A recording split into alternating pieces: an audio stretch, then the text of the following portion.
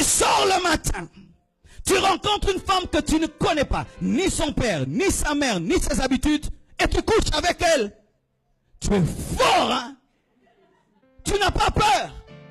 Tu es très fort. Et d'autres, vous, deux à la fois, trois, vous êtes très forts. Mais les forts, c'est vous qui mourrez.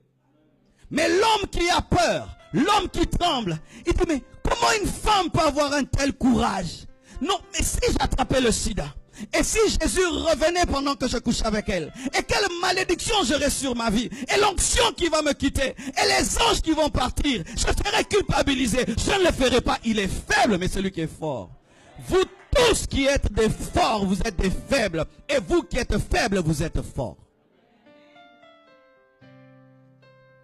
Bien-aimés frères et sœurs, pourquoi est-ce que la Bible dit fuyez l'impudicité? C'est parce que l'impudicité a des graves conséquences. Et excusez-moi, dans ce séminaire, j'appelle le chat par son nom en faisant l'effort d'être pudique au maximum. D'accord? L'impudicité a des conséquences physiques, des conséquences sociales et des conséquences spirituelles. Voici une conséquence physique grave de l'impudicité. L'impudicité t'habitue à quelque chose que tu n'auras pas toujours. Je donne un exemple. Ma soeur, tu n'es pas mariée, mais tu couches avec un homme. Qui te dit que ton mari aura la taille de cet homme? Mais oui, ce sont des problèmes que nous traitons dans les couples. Des fois, vous voyez, dans un couple, il y a des problèmes. Ce n'est pas qu'il ne mange pas, non. C'est un problème de taille. Mais une femme vierge s'adapte à tout homme. Mais quand maintenant, toi, tu commences à connaître des hommes avant de te marier, est-ce que tu connais quel genre d'homme Dieu te donnera? Et maintenant, cet homme, il est heureux de t'épouser. Et le jour du mariage, il ne ressent rien. Pourquoi? Tu as tout mangé avant. On appelle ça lingala otigelie mukokoli. Tu connais le mukokoli? C'est lorsqu'on mange la mangue et la graine qui reste. Alors pendant ton célibat, tu as laissé les hommes tout manger. Et qu'est-ce que tu amènes dans le mariage? Le mukokoli. Le noyau.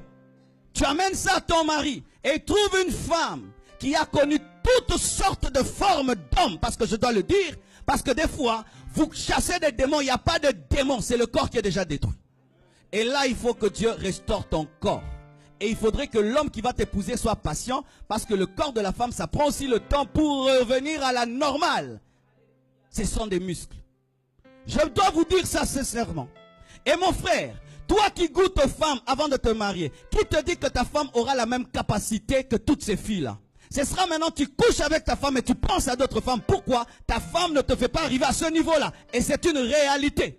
Aujourd'hui, il y a des divorces à cause des relations précoces. Un homme qui mange chez lui tous les jours et qui ne mange jamais chez la voisine ne compare rien.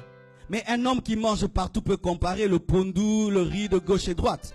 Et lorsque, avant le mariage, tu couches à gauche et à droite, quand tu viens dans le mariage, cela a marqué ton cœur, que tu le veuilles ou pas. C'est un souvenir qui t'a marqué. Surtout, si dans le péché, le diable l'a bien fait.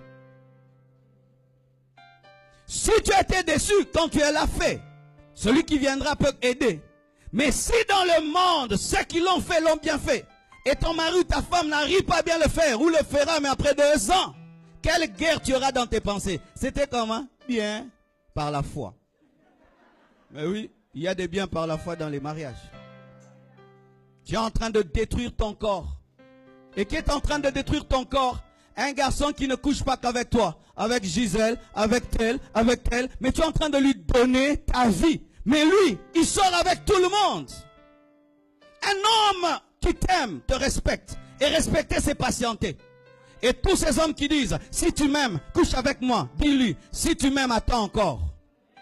Si tu m'aimes, couche avec moi. Il faut dire, si tu m'aimes, attends encore. Mais si vous dites, je vais lui prouver que je l'aime en couchant avec lui. Surtout pour une femme, c'est toi qui perds plus que lui.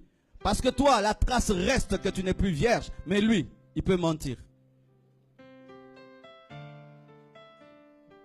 Give me amen. Et ce qui est pire, ma soeur, un homme vient vers toi et il va dire déjà à ses amis, je vais coucher avec elle aujourd'hui.